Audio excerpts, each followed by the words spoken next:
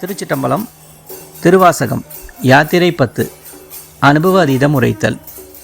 புகழ்மின் தொழுமின் பூப்புனைமின் புயங்கன் தாளே புந்தி வைத்திட்டு இகழ்மின் எல்லா அல்லலையும் இனி ஓர் இடையூறு அடையாமே திகழும் சீர் ஆர் சிவபுரத்து சென்று சிவன்தாள் வணங்கி நாம் நிகழும் அடியார் முன் சென்று நெஞ்சமுருகி நிற்போமே. இதன் பொருள், பாம்பணிந்த பெருமானின் திருவடிகளையே சிந்தையில் வைத்து புகழுங்கள், வணங்குங்கள், மலர்களால் அணி செய்யுங்கள். இனி ஒரு துன்பமும் வந்து சேரா வண்ணம் எல்லா துன்பங்களையும் வெறுத்து உதருங்கள்.